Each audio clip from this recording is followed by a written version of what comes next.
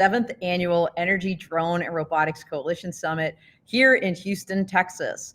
And we're going to kick this live stream off with some incredible folks. We've got Edgar Valdez from Deloitte, and you may know him from UPS Flight Forward. What many of you may not know is Edgar is actually also an attorney and participated in our first event here called Law Tech Connect Energy Edition yesterday, and personally sponsored it. So thank you, Edgar, and great to see you. Absolutely. No, really appreciate being here. Actually, first time even at the Energy, Drones, and Robotics Summit, and it's been incredibly exciting to understand the actual sector itself. It's been really incredible coming from more of a package delivery focus to understand the challenges that this sector has specifically been looking at and actually been addressing. And what's been really great in regards to like our actual focus for our discussion yesterday was that it really wasn't even just aerial. It was from both ground robotics, maritime, and I think that's really going to be the key for the actual integration of this autonomous technology. Is really going to be from an intermodal perspective, and you do have to address the challenges and the benefits for each of those. Not just use cases, but the actual regulatory scheme that's required to really expand and actually deploy this technology. So very excited. I've had a blast. Very much look forward to it in the future, and really looking forward more so to the future and deployment of this technology.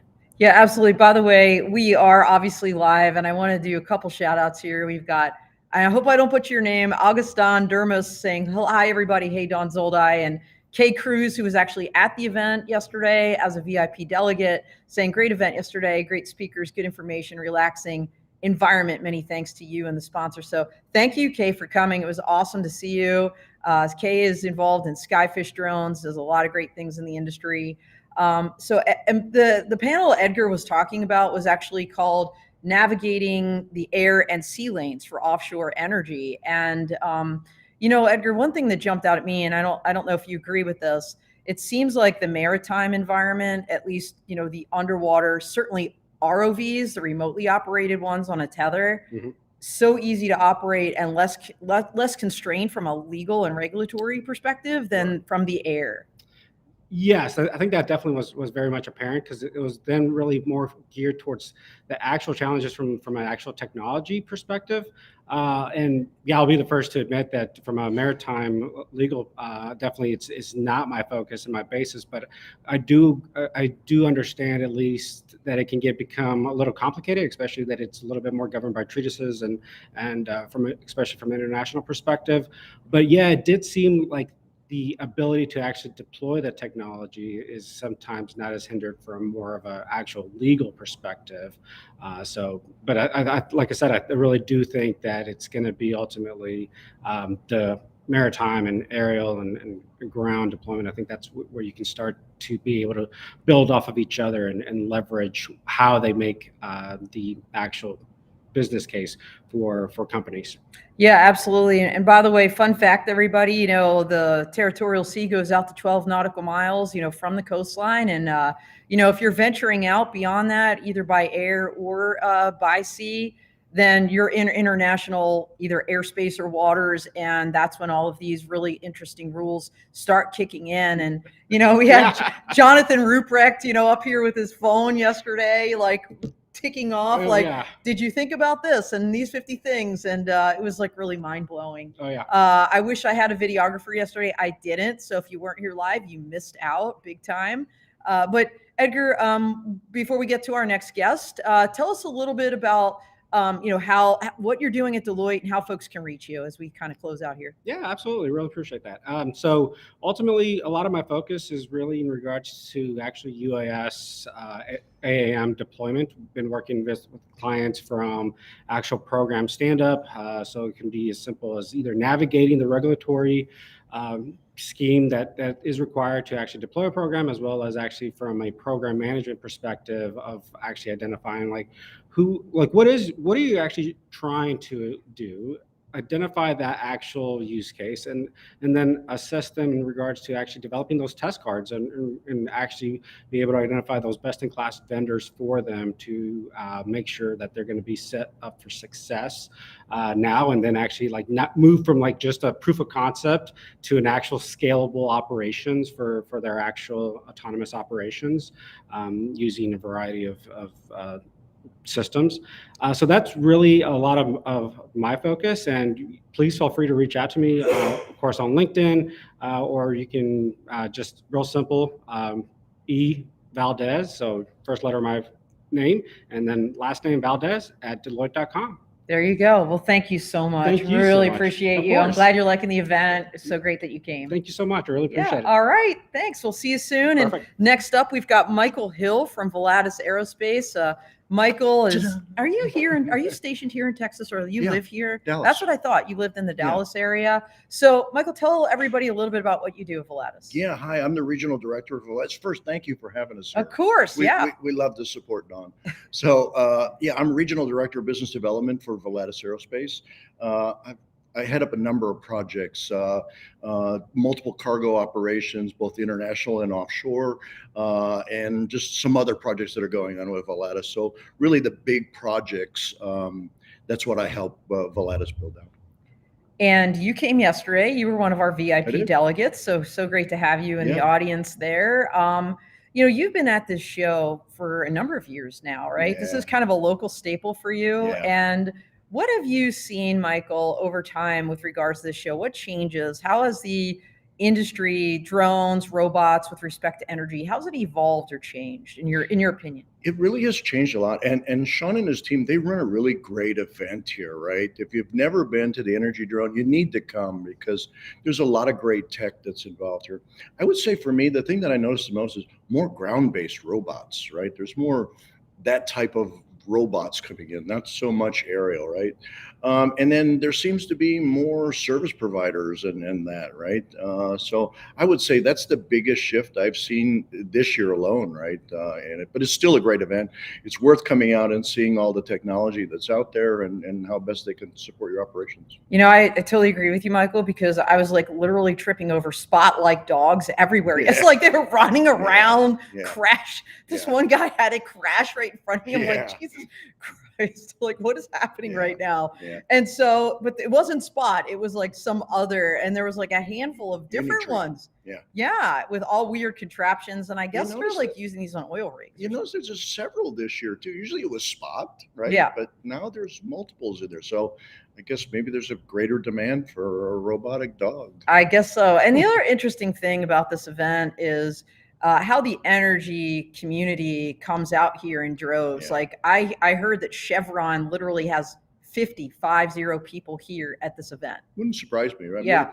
They're a big player in this technology. We're working on a couple projects with them, but they are really forward thinking and using this technology for their operations. So it doesn't surprise me. So what are you excited to see over the next day and a half before the show ends? More dogs. More dogs. Well, you guys have a giant booth.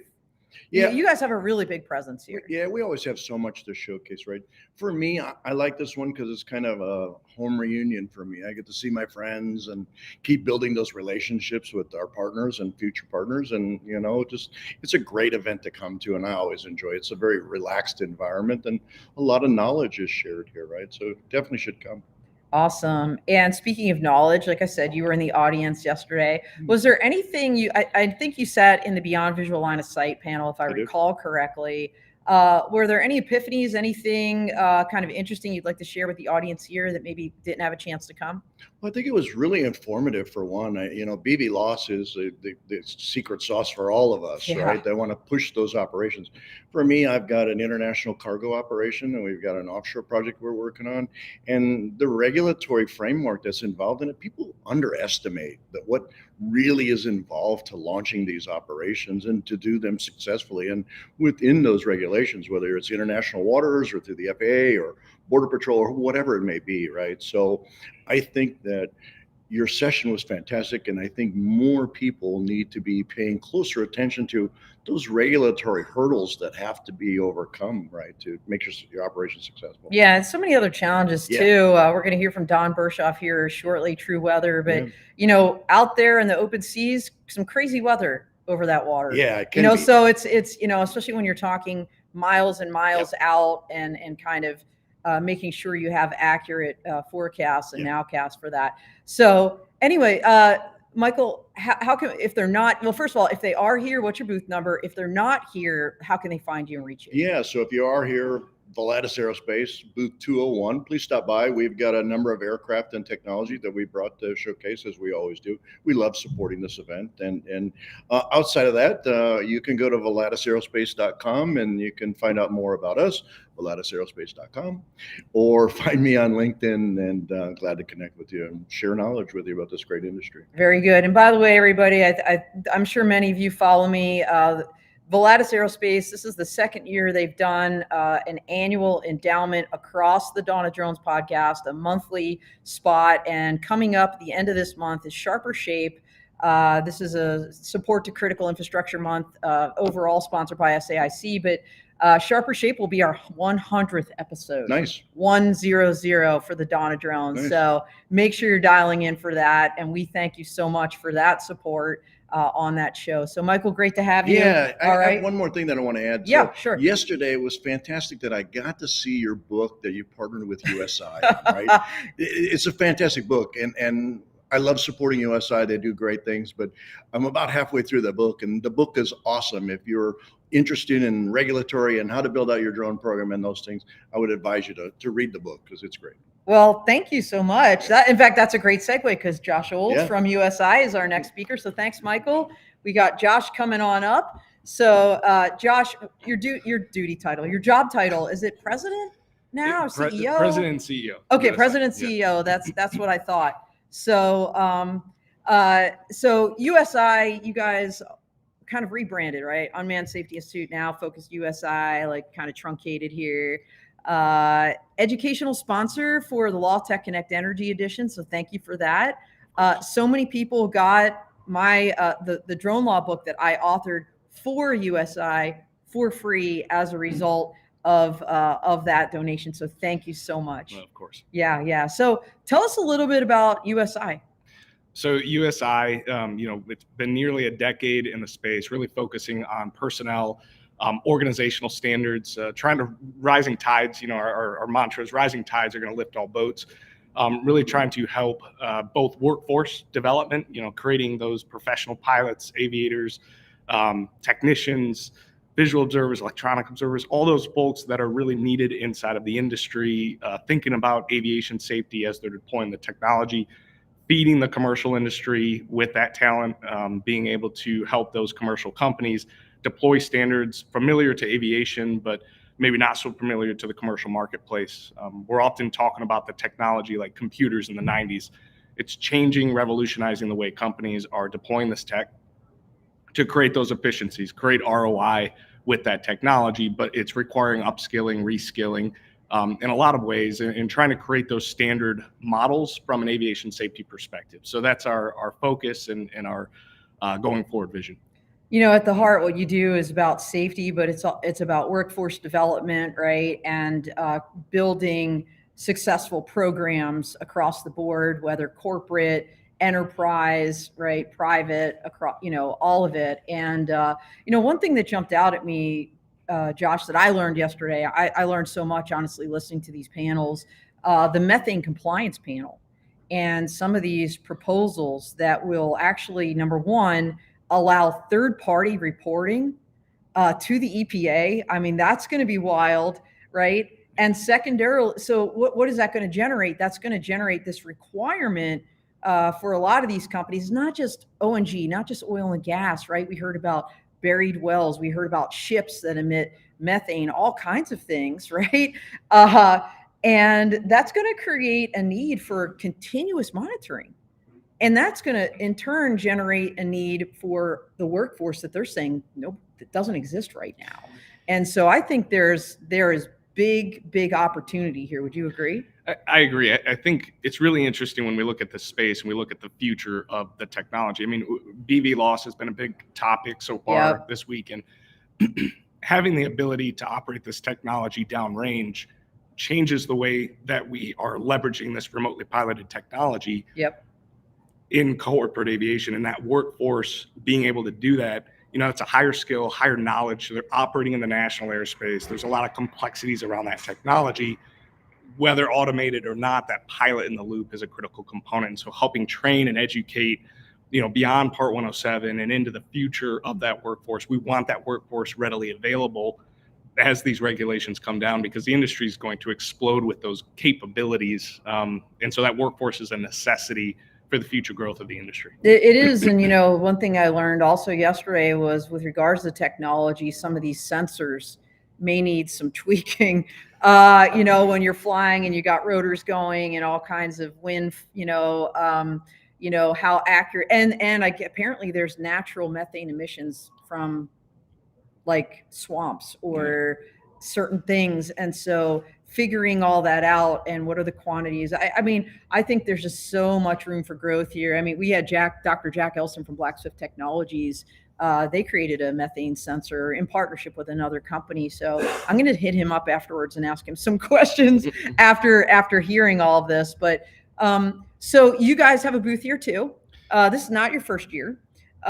So what are you seeing, Josh, like on the floor or in some of the educational sessions that you've been able to attend outside of Law Tech Connect that you find to be just kind of enlightening or interesting that you'd like to share with everybody listening? I think the most exciting thing coming out of shows like this, and we've been here every year since the beginning, it's the excitement about the technology and how it's changing the ways companies do business. It's a new way of capturing modern aviation technology to drive ROI. It's making money, saving money, reducing hazard hours. And so when you hear the conversations and the excitement around BV loss, which, we've been talking about BV loss for a long time, but that light is at the end of the tunnel with the reauthorization. A lot of the conversations this week are revolving around how can we use this technology going forward into the future. And it's exciting. It is. By the way, Women in Drones just jumped into the chat. Hi, Dawn and Josh. Hey, Women in Drones. We love you guys. No, absolutely. So much change on the horizon. And what Josh is talking about, Mary Caitlin Ray from Crowell Moring was supposed to be on the stream. She had to depart a little bit early, but she gave us an overview of some of the House language of the FAA 2023 Reauthorization Act that just dropped in the last week. And they're, at least right now, saying they're putting some timelines on the FAA, 4 months from when that goes final, if it does go final, right? For the FAA to put out a notice of public rulemaking on beyond visual line of sight. And then I believe it was 16 months thereafter to have a final rule. Now, when you think about 16 months, with that comment period and remote ID got 53,000 comments, and then having to adjudicate all those and write a rule, that's a pretty tight turn. And I don't know what's going to come of it, but I'll tell you, the industry needs it, so yeah. So Josh, are you guys involved also? The FAA just dropped essentially like a request for information, a whole host of questions about beyond visual line of sight where they're seeking industry's input. Yeah, they're requesting comment. I think that comment period actually closes this week, potentially. I know there was an extension request that has been denied. So I believe that closes this week. We are working on our comments to submit as part of those. Really cheerleading, the fact that we've got new exemptions, new waivers, really trying to push the boundaries with the capability of the technology. I think it's important to note that, regulations really create a bubble around the industry, and not in a bad way. It's about safety, right? It's about aviation, national airspace safety, but being able to provide comment and being able to push the envelope on the capabilities of the technology and the kinds of technologies being used to safely navigate the airspace is a good thing, and the data that's needed to make those safety concept of operations possible for others to join in that compliance-based BV loss is only going to, again, raise ships on that tide. And so we're excited about the new exemptions, the waivers coming out into the marketplace, because again, it's just pushing the boundaries, pushing the barriers of how this technology is being utilized. Yeah, awesome. You know what? I was just thinking, because Women in Drones is saying they love us too. Speaking of deadlines, that FAA comment period is coming up. Well, so is the Women in Drones deadline for Women in Emerging Technologies Awards. If you know a deserving woman or team, there's a Hall of Fame award as well. Make sure you're nominating folks. They've teamed up with the Smithsonian and the Commercial Drone Alliance this year and having a big event at the end of October to celebrate those award winners. So nominate some folks, nominate people. It is free, everybody. Please do that. These awards are life-changing, and I'm actually a perfect example as a recipient back in 2019. So Josh, how can people reach you? What's up next for USI? So if you're at the show, booth 211. If you're not, flyusi.org. Otherwise, my email, josh.olds@flyusi.org. Awesome, man. Well, right. thank you so Thank you much. very Appreciate much. you, man. All right, thanks. And everybody loves their swag, by the way. I don't have a sample, but they've got this little phone holder, and it's like, it is money. So, all right, next up we have Trent. Trent, you're going to have to, I think I've been butchering your last name, and it's Teyama? Teyama. Teyama. T-A-Y. T-E-Y. T-E-Y-E-M-A. Right. Teyama. Okay. So Trent Teyama, for most of my fans, you may not have heard of Trent. He runs a company called CSG Strategies. He's got very deep roots in cybersecurity, former FBI agent, just an incredible individual who I had the honor to meet at Edge 2023 this year earlier in Las Vegas. We kept in touch. And fun fact, everybody, dial in next Tuesday for our Full Tilt Leadership podcast at 9 a.m. Mountain Time. Trent is going to be on that show. So you were on our cybersecurity panel. Yes. And well, actually, it was technically securing critical infrastructure. And you talked about cybersecurity. Everybody, drones are flying computers, but there's so many different facets of cybersecurity. So for those that weren't able to come, can you share a couple of nuggets, like maybe your top 3 points that you'd like people to understand about securing critical infrastructure? It's really important for securing critical infrastructure. The first thing is have a plan. It's going to happen. You're going to have an attack. You need to take steps to protect yourself, just like in critical infrastructures for any other issue you may have at a plant or in your facility. You already have it. You test it. You write down the plan, and you exercise it all the time. Same thing with cybersecurity. The more interconnected we become, the more you need to protect against it. It's going to happen. Yeah. So that's point number one. Identify vulnerabilities and test them. We have a plan. Have a plan and test them. So especially when you're dealing with drones, you're dealing with your critical infrastructure. The other thing you need to know is really understand the regulations and policies are changing. They're going forward. There's a big push. The administration just pushed out their national cybersecurity plan for 2023, and they're working across all critical infrastructures. So if you're in a critical infrastructure, you may be governed by other critical infrastructures if you overlap. So you have to keep that in mind.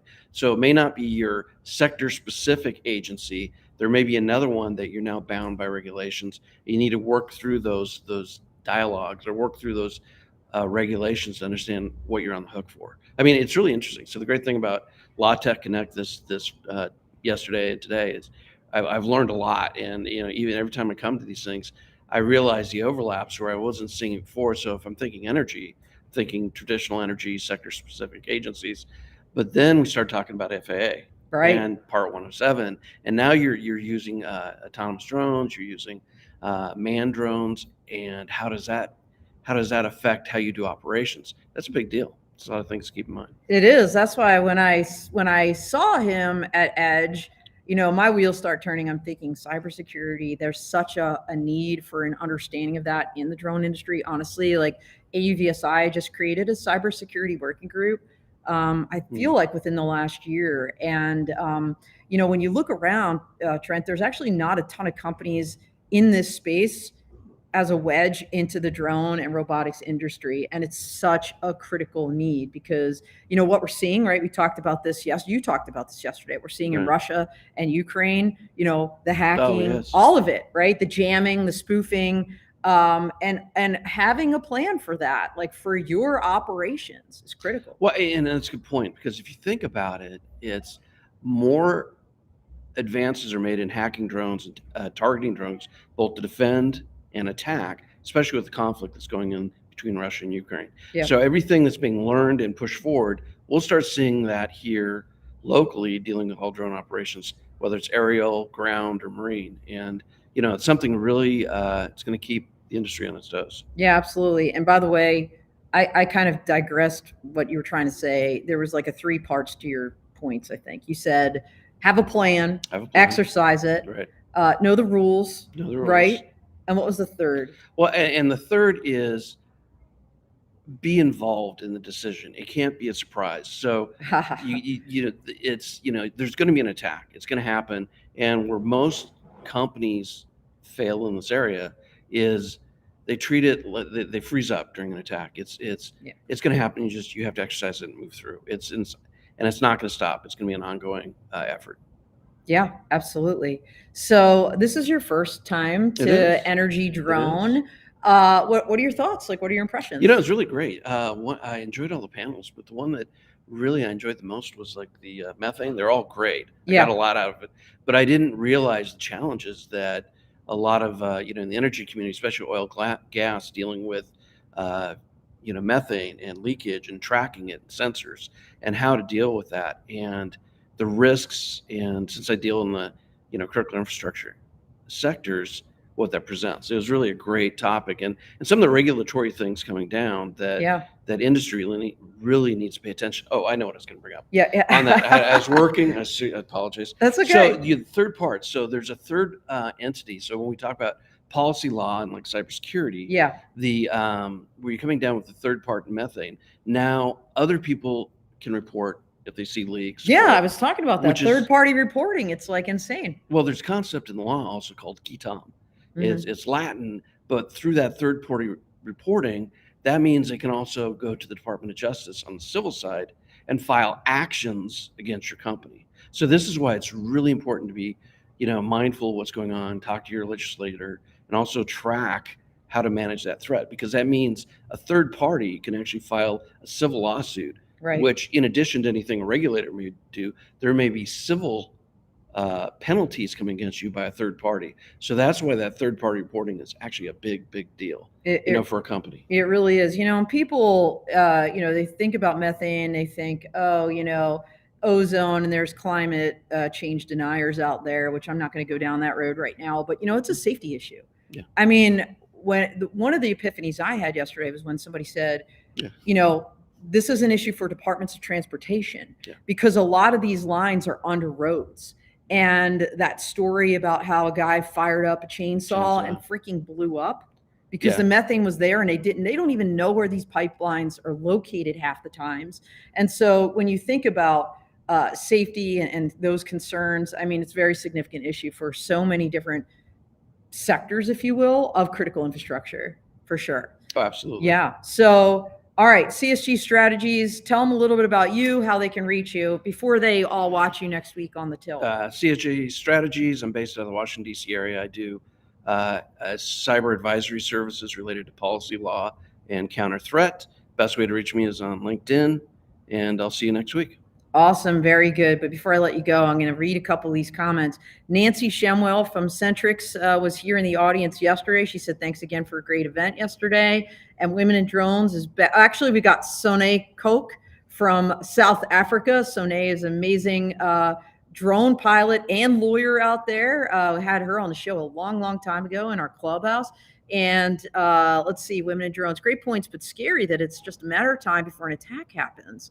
I like his points about having a plan. Have a plan. That needs to be in the mantra in the industry. Have a plan. I always used to say in the military, hope is not a plan.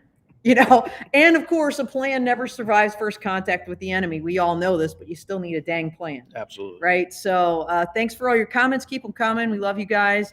Thank you so much. And thanks for coming to the event. All right. Thank you. Yeah. All right. Next up, we've got Michael Seal from Velos Rotors. Velos is working with Volatus as well. And Michael, tell them a little bit about yourself. Yeah, it's COO of Velos Rotors. Been on board about a year and a half. We're currently manufacturing in Greece and looking to bring our platform to the U.S. and integrate some of these payloads that you guys keep talking about. Exactly. So I saw your drone at AUVSI, if I recall correctly. It was like hanging from the ceiling, and it looks kind of like a helicopter. That's correct. Can you tell us a little bit about it? It's a Grip 2 helicopter, sub 55 pounds, Part 107. And our claim to fame is it's a fully redundant system. So if you lose an engine, you lose a battery, or you lose an ESC, it's built to stay flying. So some of these payloads that we fly are $100,000+. Wow. And then some of the regulatory restraints require some companies and some agencies to fly a parachute. And so not only you have the backup of the second engine and second battery set, you also have ability for a parachute. So I don't know if you can get into details because you just intrigued me with this comment. Like some of our payloads are like $100,000. First of all, how heavy of a payload can your drone carry? And what's it called? Your drone? It's called a Velos V3. Okay. Yeah, and yeah, how big of a, or how heavy of a package can it So you have carry? about 35 pounds between battery and payload. So you can fly a 10-pound battery for 20 minutes and carry a very heavy payload. Or traditionally, our standard format is about a 10-pound package for 53 to 55 minutes. Wow. Okay. And again, going back to the $100,000 because that was interesting. I mean, you're here at the Energy Drone Robotics Coalition Summit, I assume, because you're working somehow in the energy sector with this drone delivering expensive packages. So can you tell us a little bit about that? So this is our first time at a show like this, and thanks for the invite from Adams Aerospace. Those expensive payloads really are around the LiDAR, but the sensors that keeps coming up right now are the methane sensors and that stuff. But some of the LiDARs range from 150 to 280,000. So. Some pretty expensive payloads. That is very much so. Awesome. So what are your impressions so far? First impression is I'm not sure yet, actually. Did you just get here? Yeah, you were supposed to be at my thing yesterday, yes, and I don't think you came. Yeah, but the same players are here. You kind of do the preliminary walkthrough, and and the space and the size of the sensors and the size of the aircraft are kind of consolidating. In my opinion. Yeah, I would agree with that. And kind of see what shakes out. But again, as soon as someone believes, yep, Mike, it's fully redundant, it flies for 50 minutes to an hour, and all this, it's all about what the drone does for you, right? It's a tool. And then like some of your previous guests of what the regulatory and how can they use some of that stuff to get it done, right? If you can only use it for 1 or 2 miles, then it's kind of hard to get that ROI. But once you start getting some BLOF approvals and a training regimen there, then you can actually start replacing man replacement stuff, and that's when then people can create value in the space. Yeah, that's a great point that actually Tim Tenney from Nordic Unmanned raised yesterday during his panel about the air and sea lanes. He's got thousands of hours as a crewed pilot, worked for was in the Air Force, retired out of there. Talking about the advanced training that is going to be needed for beyond visual line of sight. This is not like, study for 3 days, take your Part 107. By the way, I personally studied for more than 3 A's FAA. I took thousands of practice tests, asked my family, but still, I would not personally feel comfortable flying beyond visual line of sight. I'm not that nuanced. Just having taken that test, I do feel like there needs to be stricter requirements, and it has to be that level of safety. Maybe not quite for general aviation and commercial airliners, right? But like something a little bit more than what we've got right now. I couldn't agree more. And some of the space, and since I stepped out of the military space and kind of went to the commercial space, the mission planning, even before you go to the aircraft, good point. Really, really been some things I think we need to, as a community, to grow on. So and leads to my first questions when I do get some interest in Velos. Yeah, that is a great point about checklists. This isn't like, okay, fly it up, make it go forward, make it go back, right, left. Okay. Yeah. This is much more significant. So totally agree. By the way, everybody, Michael is going to be on the Dawn of Drones in November, which is Crossover Technologies Month. So make sure you're staying tuned for that. And of course, join us every week. But in the meantime, how can folks reach you? Same as everyone else here. First one is on LinkedIn, or go to our website, velosrotors.com. Fill out the info link, and I respond pretty quickly. Awesome. I'm looking at my little list here because I forget who's next. Oh my gosh. We have none other than Don Berchoff from TruWeather Solutions coming up. So thank you so much, Michael. Glad to have you.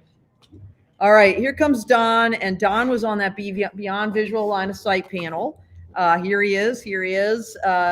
he is no stranger to the full crew, the Donna drones, all of it. And I'm telling you, this guy is doing amazing things. And when you think about beyond visual line of sight and what is needed, absolutely weather is a big deal. And that beyond visual line of sight aviation rulemaking committee report had very little information about weather in it, 400 pages as it was. And Don's been working to change that and change essentially hearts and minds about weather. So Don, great to have you back. Thanks, Dawn. Appreciate being here and having all these great folks on today that you've had. I love listening to the stories and the use cases because it just shows weather ties in every one of those. It does. And Mike, my producer is out there, my full crew co-host. Hey, Mike Peel, great to see you, buddy. I kept the audio on today. Yay, me.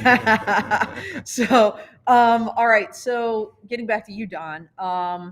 First of all, thank you again for your support of the Law Tech Connect Energy Edition, our inaugural event yesterday. And was there anything that you learned? I mean, you always give such knowledge to others when they hear you speak, but as you were listening, and by the way, Don did stay from end to end the entire 4 hours yesterday. It was a half-day event. Anything that jumped out at you that you were like, wow, that's interesting. I wasn't tracking that. Well, I think, first off, one of the things I've learned being here at this conference is that there's not a lot of activity and planning going on using autonomous vehicles to go out over to the deeper reaches of the Gulf of Mexico on these platforms.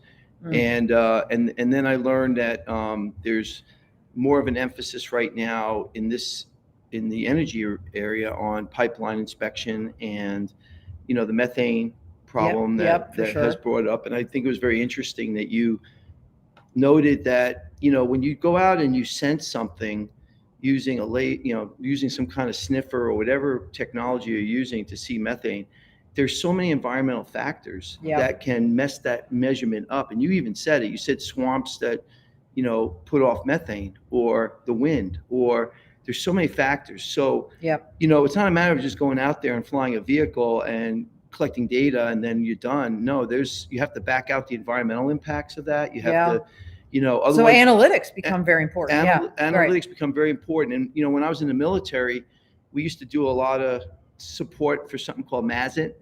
And that meant, we used to go figure out, if something was coming out of a smokestack, what were they really producing? And you had to back out the environmental information, the moisture, the winds, and everything. And that was a science in itself to know that you were accurately portraying what was coming out and what the amount of what was ever being produced was coming out. That's how you figure this stuff out. So I just want to drive that home. That's what yesterday listening to the methane panels, it got me really thinking about that. Yeah. So MASINT, that's an acronym. INT is Intel, right? Intelligence. What's the mass part again? I don't remember. Yeah. It's all about using some intelligence sources that and techniques using IO or electro-optics kind of measurement devices to collect information that somebody may be doing something out there that is not a single, like you hearing or you seeing. It's more of sniffing and trying to figure out what they're doing and what they're producing. Okay. And, something I learned from you yesterday, which makes a lot of sense, and it was maybe intuitive, but I never really thought about it, was that over the high seas, it has its basically own weather, essentially, almost like over a fire. A fire creates its own weather. Well, so does the ocean. So tell us a little bit about the challenges of flying beyond visual line of sight outside that territorial sea, maybe in the deep sea area. Well, there's the ocean, the water, depending on the season. Right.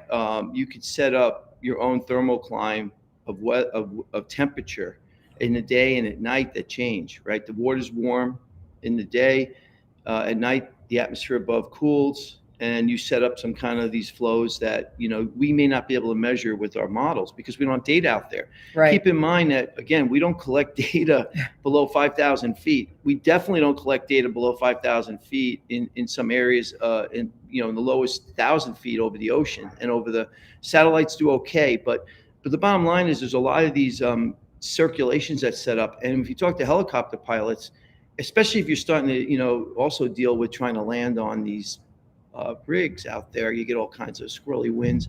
You also have the fog problem. You may not expect that you're going to have sea fog in patches out there. Now, again, if you can fly IFR, it's not an issue. But if you can't, you're going to be going in and out of conditions that we may not even know exist. So it's just a total, different environment out there that the water, causes a lot of these localized effects that we don't yet have the great ability to model it, probably because we don't have the data. So you've been building out a national weather sensor network, essentially, in a lot of different places across the country. Are you here at Energy Drone because part of your vision is maybe slapping some of these, that's a technical term, right? Slapping some of these sensors on some of these towers that are out there and being able to crowdsource the data in places where no one's collecting? Well, I think, we're focusing on where the action is, right? Yeah. Because there's a business case that has to be made here. True. And so if there's a business case for putting wind scanning LiDARs out there on these rigs, because it's going to help us open up the pipeline to allow for these autonomous vehicles to travel back and forth. Pipeline. Right? Ha. I do that once in a while. I know you do. You're so punny. And so then it makes sense, right? Folks don't really, another pun. People don't understand that the whole challenge in what we're trying to do, BV loss, is that we don't have a pilot on the aircraft anymore. And the pilot is the best weather sensor we ever had. And it have had, whatever. Yeah, right. And so if you're talking about, even you talk to helicopter pilots, like our friend Rex Alexander, who used to fly quite a bit in very dangerous areas where the weather was not known.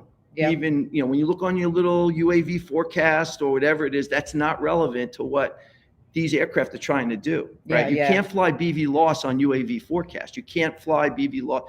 That's why we're going to see better training is going to be required for our remote pilots.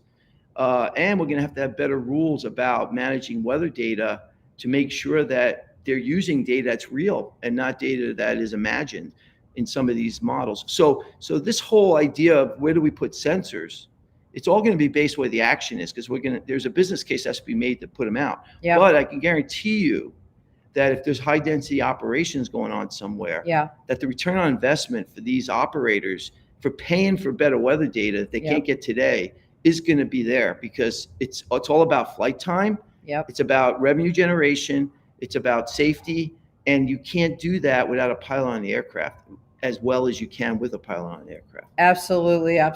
So Chevron, BP, all y'all, as Shell, you're out there. If you're listening, contact this guy, because you need to be having these conversations. By the way, everybody, Don has been very active in ASTM 38 and changing that weather standard. I know we've talked about that before. We're getting short on time, and I've got a couple other guests here, Don. But real quick, how can folks reach you?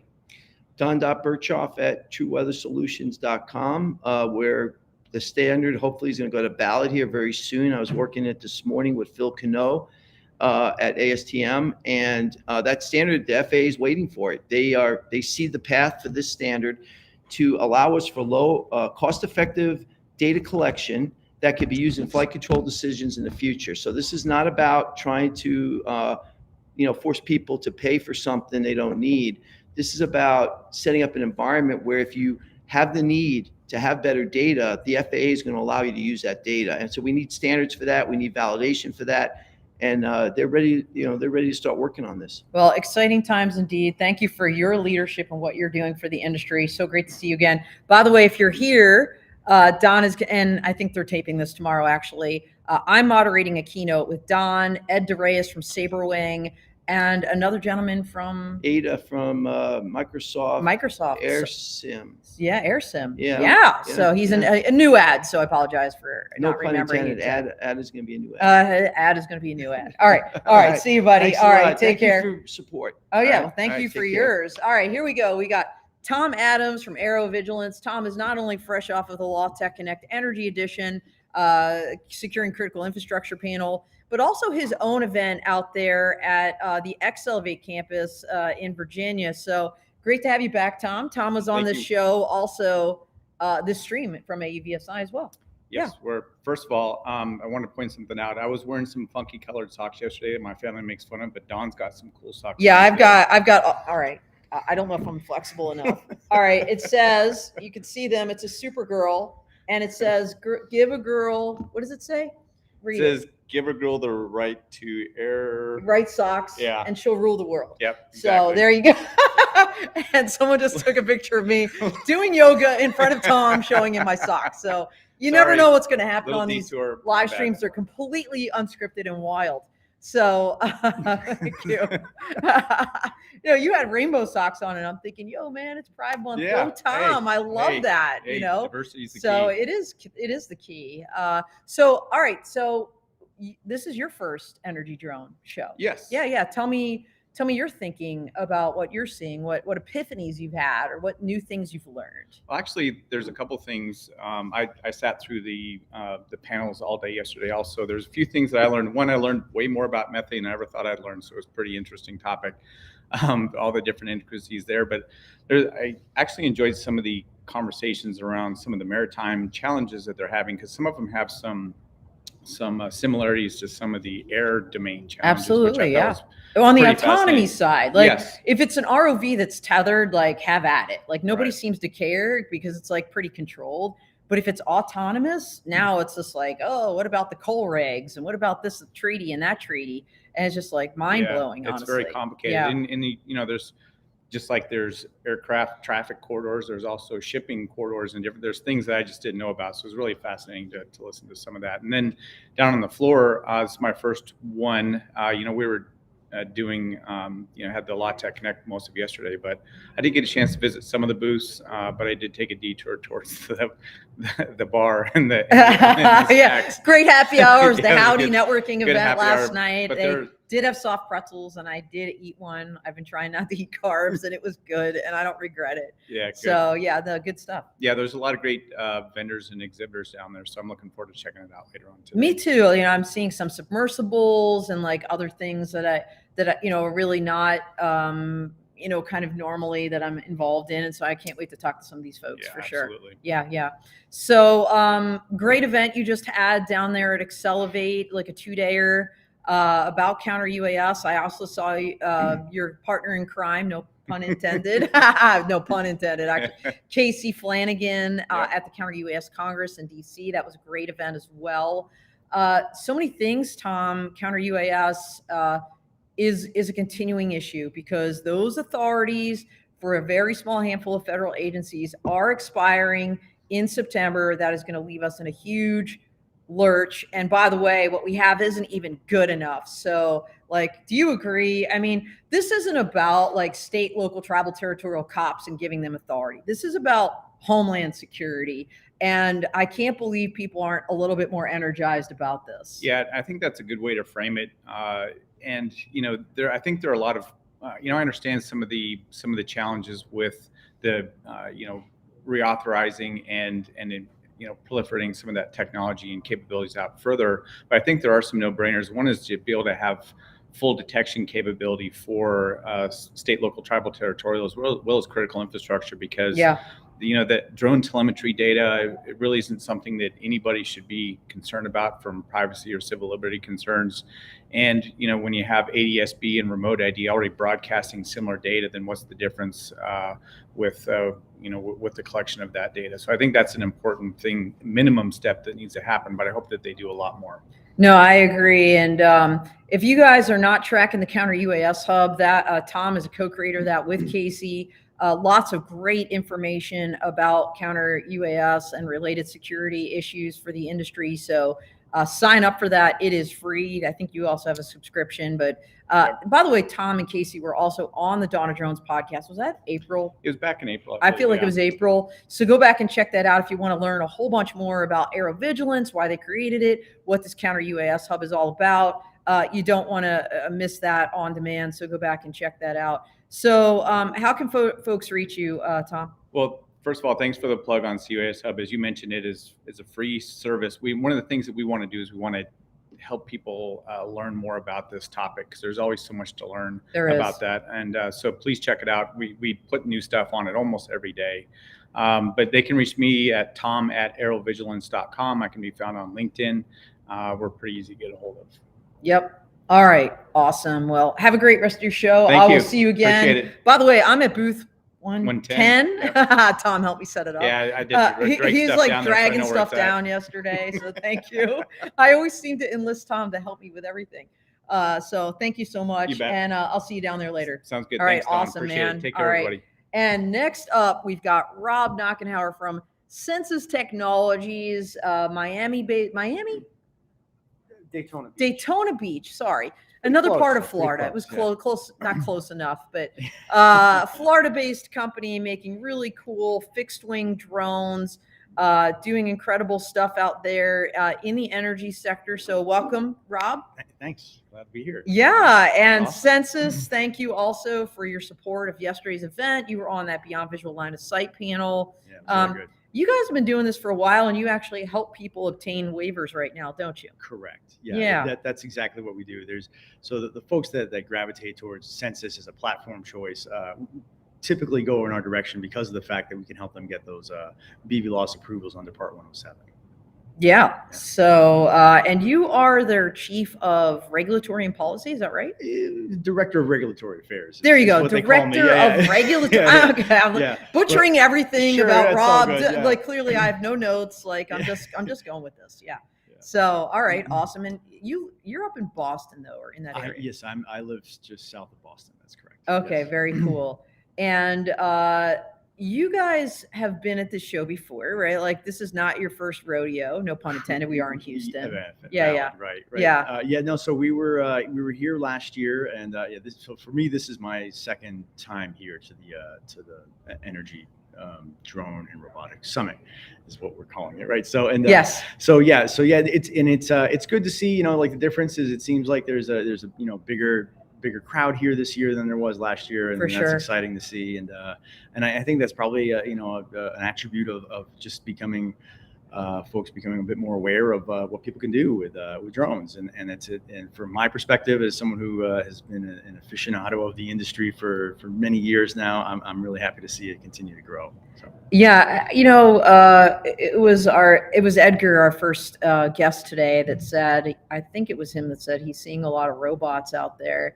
Are you in agreement? Like I'm seeing a lot of robots on the floor as opposed to like drones like when I was at AVSI, I was like, wow, this is like a lot of drones, which was awesome. Yeah. This seems to be like a lot of robots. Yeah. Well, Yeah. it kind of makes sense. I mean, it's like, a lot of the operations that occur, in the energy sector, where you have like tank inspections or physical security work, where like obviously some of these dog-esque type of robots are kind of appropriate for those types of operations. It just kind of makes sense that they would see these types of things, So, and obviously there's to some degree, those kind of terror-based solutions are a little easier to manage because you don't have the issues of dealing with folks like the FAA and trying to get like complex approvals if you're trying to do, beyond visual line of sight type of operations. So. Yeah, I'm not going to attribute this to a particular person because I've had a couple of conversations with this person that's very high up in a pretty big organization who said, look, for the energy sector, robots are easier. They're just easier to do than drones because of the regulatory. Yeah. And honestly, it's BVLOS that's killing people. So we got to get moving on that, folks. So hopefully we will see some movement. Yeah. Well, and to that point, obviously there's the FAA reauthorization that's happening as we speak. Yeah. And then there's part of that is talks about Part 108. As being higher training requirements for folks that are conducting BVLOS operations, amongst a whole host of other things. There's some great action happening in that space that I'm excited about.